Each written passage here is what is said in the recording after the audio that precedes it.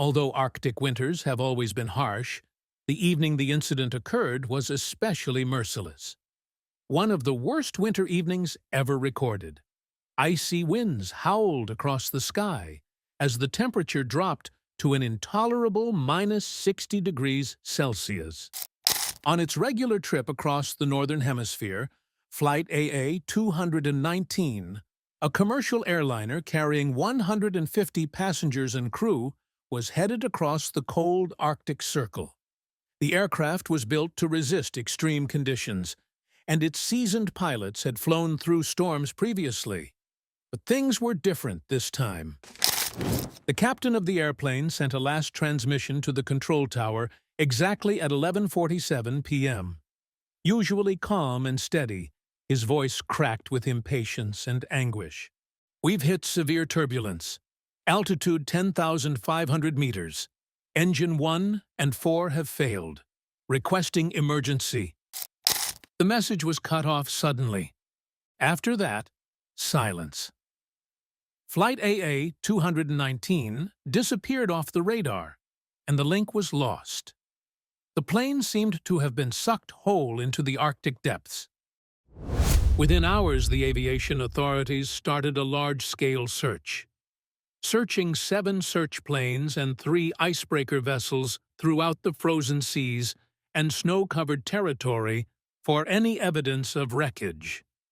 Fighting the unrelenting Arctic storms threatening to compromise their own objectives, they searched a region covering thousands of square kilometers. Days became weeks. Not one sign of the aircraft could be located after 450 exhausting hours of search. Not one piece of floating wreckage, no distress beacon, no trash. The ending of Flight AA-219 stayed one of the biggest riddles in aviation.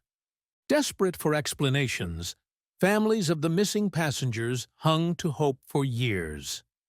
Conspiracy theories took root and grew.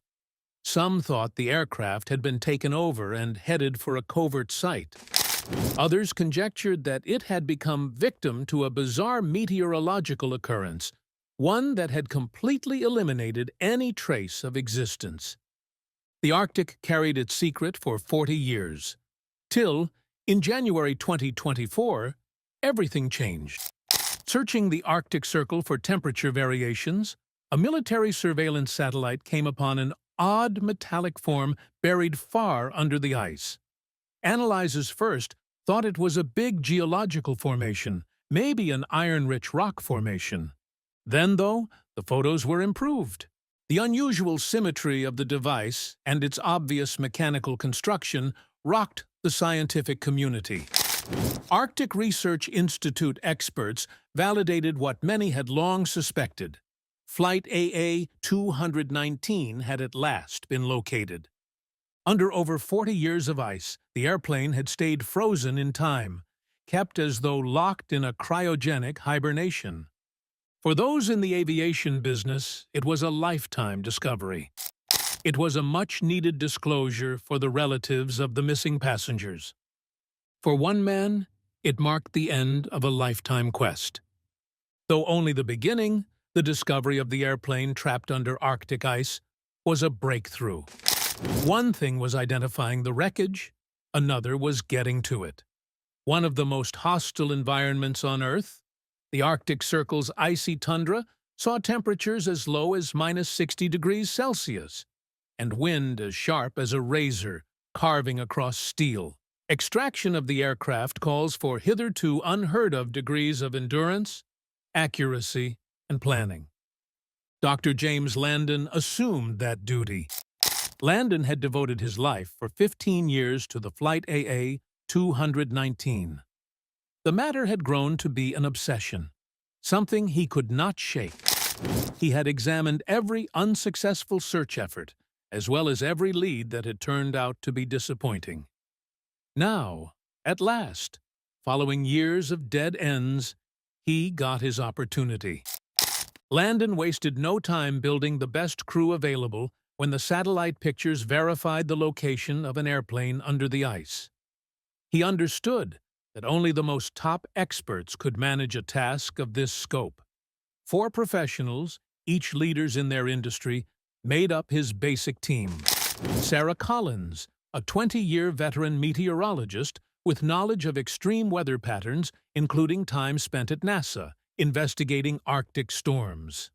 Former National Transportation Safety Board, NTSB, aviation accident investigator Mike Thornton specializes in aircraft collisions in isolated and hazardous areas.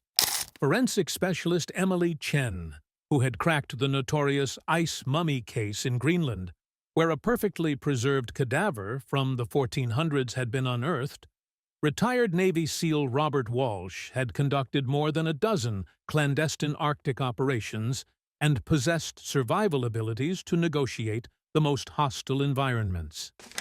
These people were legendary in their respective disciplines, not just experts. Some rumors said they could survive on the moon should necessary conditions arise. Landon wasn't content to stop there. Apart from his main team, he put together a support staff including 12 technicians, 3 doctors, and a squad of ice experts. Their explicit goals were to approach the aircraft, gather any remains or evidence, and ascertain exactly what had occurred to Flight AA-219. Getting to the crash site called for military accuracy. Using 3 C-130 aircraft, 84 tons of material were moved, a logistical nightmare requiring weeks of planning. The Arctic terrain was unforgiving. Every error might cost lives. The crew turned the frigid wilderness into a fully functional base 18 hours after arrival. 2 200-kilowatt diesel generators were turned on to run their equipment. 3 satellite antennas were positioned for communication, and 6 insulated dwelling modules were put together. Every little detail had to be considered. The Arctic was a hostile place where even the most basic supervision might prove fatal.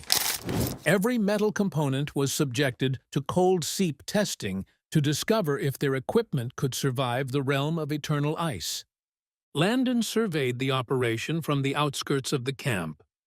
Above, the Arctic sky were a huge, unbroken expanse, extending indefinitely in every way. This ground had buried Flight AA-219 whole and kept it secret for 40 years, so there was something both beautiful and terrible about it. They were here now to recover it. The crew mapped out a 5-square-kilometer section of the ice sheet using reconnaissance drones fitted with deep-scanning radars over the first 48 hours. Every bit of information advanced them toward their objective. Then they spotted it early on the 3rd day. The team assembled around a monitor showing high-resolution photographs within minutes.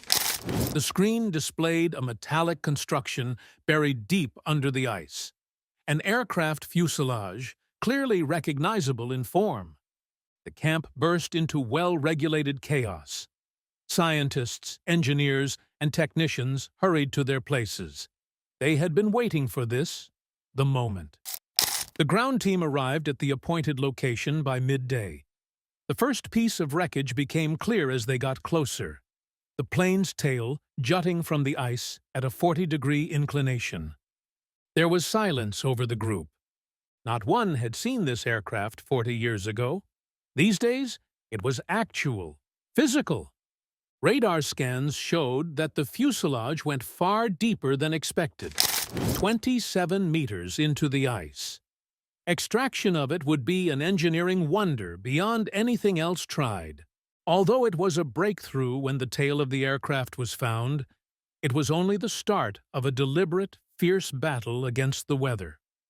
The Arctic was an unrelenting enemy, if carelessness allowed it to engulf the ruins once more. At the dig, Dr. James Landon stood with his breath creating clouds in the cold air. He could watch the team working non-stop, modifying tools, tracking ice stability, and bolstering safety precautions. The wind whistled across the frozen terrain and shook metal buildings in the camp. One of the most difficult engineering problems ever faced would be extracting Flight AA-219. According to radar scans, The fuselage was essentially covered in a crystalline tomb and stretched almost 27 meters into the ice.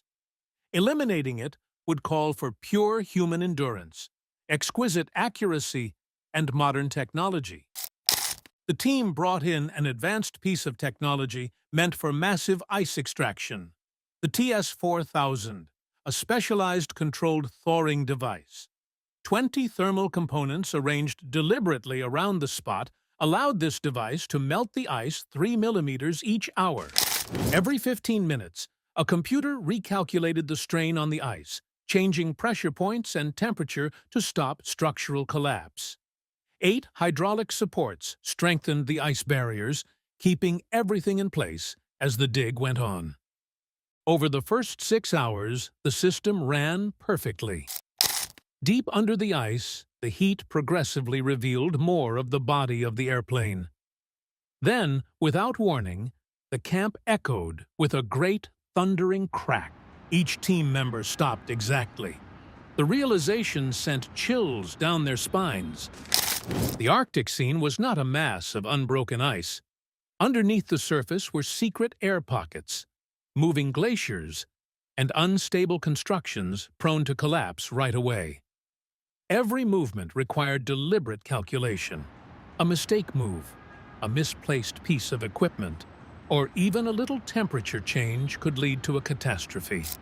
Landon and his colleagues at last got the all-clear to move after several hours of stability. With the surrounding ice structurally strengthened, the emergency escape above the left wing was the safest entrance point. The first team of researchers went onto the airplane one by one, their breath misting their helmets. Their boots produced faint crunching sounds as they walked on the freezing floor. Also, if you have not done so already, please subscribe to our channel and click that notification bell to get inspired by these real-life stories every day. Now, back to the story. The cabin temperature was minus 38 degrees Celsius, cold enough to almost perfectly preserve everything within. Flight AA-219's inside stuck in time. A ghost ship locked in the past. The researchers moved deliberately, noting every element. Then they came upon the first really moving scene. A tiny child's doll lay on the ground beside seat 32D and 32E, its soft cloth frozen firm. A father himself, one of the engineers, stopped to consider it. He took up an open children's book, its pages frozen mid-turn and covered with awkward suns and stick-figure homes. Cups of coffee stayed frozen on tray tables, unethered since the moment of contact. Further down the rows, open magazines lay still, their pages yellowed, but absolutely intact. Time seemed to have stopped just at the instant of the collision. The front part of the aircraft exposed even more terrifying facts. Passengers in the business class cabin had tried to create a cover from the lethal cold using life jackets and bags. They had battled for life right up until the very last. A calendar was discovered, with dates marked in red. The final entry they came upon was December 23, 1983 is the date. Maybe for weeks they had survived days waiting for help that never arrived. Discovered on seat 14A was a diary kept by flight attendant Mary Parker. There were thorough narratives of the first 18 days following the catastrophe on the pages. The survivors had recorded their experiences: the cold, the hunger, the desperate searches for sustenance. Of the 150 passengers on board, just 72 made it through the first night according to the diary. Under rigorous rationing, 100 grams of food and 200 milliliters of water each person each day, Captain David Harrison had taken command. With just 6 first aid kits and makeshift tools, John Mitchell, the airline doctor, treated 23 injured survivors. The survivors clearly had done everything they could have to keep alive. But even a minor cut might be fatal at minus 50 degrees Celsius. One drop of water put on clothes supposed to freeze instantly caused hypothermia. The team was much troubled by the terrible silence within Flight AA 219's frozen wreckage. Each action the researchers took was careful, measured. Here, trapped in ice, the past was preserved, and theirs were first visits in 4 decades. Another loud rumbling resounded across the cabin as the squad worked through these terrible relics. Under the wide Arctic sky, covered in cold winds late in the evening, an 80-ton block of ice moved abruptly.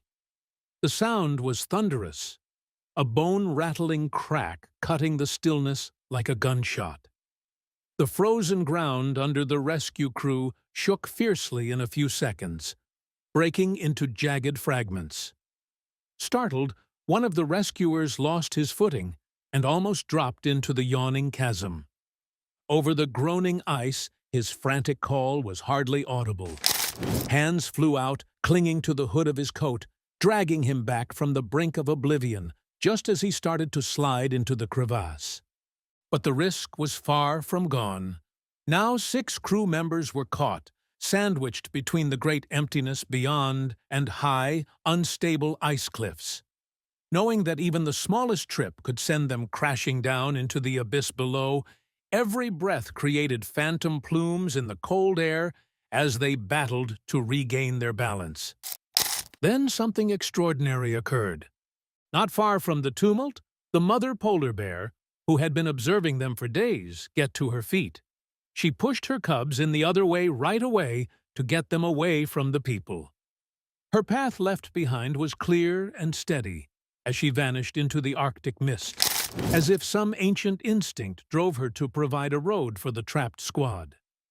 This was a moment that defied logic. A creature of the wild, functioning with a foresight and accuracy no human plan could equal. The most important expedition discovery, meantime, was buried well below the ice. At a startling depth of 24 meters, the crew, at days of laborious excavation, at last found the black box. Years of unrelenting cold and shifting ice destroyed its shell, yet somehow the data recorder stayed mainly intact. When the encrypted information were at last deciphered, they presented a horrific picture of the last minutes of the airliner. Flight AA 219 struck a violent storm system precisely at 11:42 p.m. on that terrible December 1983 night. Extreme turbulence pounded the aircraft, while outside temperatures dropped to an amazing -64 degrees Celsius. Both engines soon gave way to extreme ice, choked on the frozen air, and whirling toward collapse. Trying to steady the airplane, the pilots battled desperately against the growing anarchy at 10,500 meters. But the terrible mix of mechanical overload, warmth, and turbulence sealed their death. The aerodynamic stall turned permanent as the plane dropped altitude. The last recordings were absolutely eerie. Urgent, tense voices in the cockpit calling directives never carried out. The final audible sound was a piercing, metallic shriek, the groan of an airplane giving up to the will of nature. It was not human voice. Later on, experts came to the conclusion that the catastrophe had been caused, in great part, by an unusual jet stream, combined with sharp temperature changes and strong wind currents. The study crew faced the brutal hold of the Arctic for 3 demanding weeks. Their operation was beset with 14 significant technical problems, each a sobering reminder that even contemporary machinery was inadequate for this icy wilderness. Under the constant attack of the cold, generators failed, hence engineers had to adapt them on site. To save energy, insulation was strengthened, fuel systems were rearranged, and hydraulic heating systems were tuned. Every kilowatt calculated. Existence depended on it. But they were not alone even in those terrible surroundings. The polar bear family compelled a quick review of safety procedures. Along the perimeter, 12 infrared cameras were set on continual motion detection. Tracking the smallest heat signature, Three thermal imaging equipment created an early warning system against unplanned meetings. Experienced Arctic researcher Robert Walsh developed a basic but efficient alert system. One shrill whistle indicated a bear was approaching. Two meant all activities must stop right away. Still, the bears never behaved like predators. The mother bear and her cubs grew bolder as the trip went on, showing up at the edge of the camp for longer stretches. Particularly, the older cub seemed almost inquisitive, watching from a distance, memorizing the site's architecture, even learning how to walk between generators without disturbing the researchers. The most puzzling incident then happened. Moments taken by cameras eluded understanding. The bears avoided weak ice areas without thinking twice, apparently knowing hazards undetectable to the human eye. More than once, they guided the team away from certain catastrophe, as though they knew the fragility of the terrain better than the men were meant to uncover its secrets. Some team members started to wonder, was there an unwritten link between these creatures and the long-forgotten tragedy of Flight AA 219? Or were they just observers? The researchers had gathered an amazing amount of data at the end of the trip. 842 high-quality photos, 156 hours of video, and an unheard-of 1,300 gigabytes of sensor readings. Just the black box recordings had 2 hours and 18 minutes of cockpit audio, therefore preserving the voices and last moments of those perished.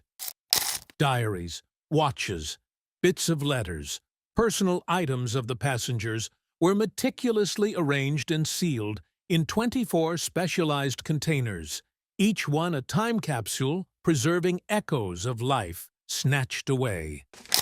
Then the Arctic presented them one last mystery on the last morning. The temperature had dropped mercilessly to -58 degrees Celsius, the air so frigid that breath crystallized mid-air. The mother bear came back as the team was getting ready to leave, this time with her cubs closely after. They stood silently at the edge of the main module for 2 hours, their dark eyes observing while tools were stashed. They only passive observation. They showed neither hostility nor fear. The helicopters showed up just after lunch, motors booming against quiet. The last of the team turned for one last view at the site as they were boarding. Standing on the frozen horizon, the three bears watched, waited, as though bidding farewell to the invaders who had disrupted their peace. Unquestionably, Dr. Landon felt weight drop into his chest. Though he departed with more questions, he had come to the Arctic anticipating responses. Was this just a search for missing data?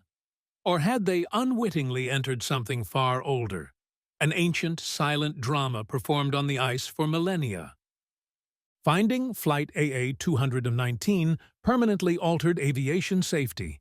New technology were created, protocols were rebuilt, and surely in the years to come, lives would be spared. Beyond the science and beyond the statistics, the Arctic remained a mystery. A large, frozen graveyard of secrets just waiting to be discovered. Under the perpetual ice, how many more unspoken tales lay hidden?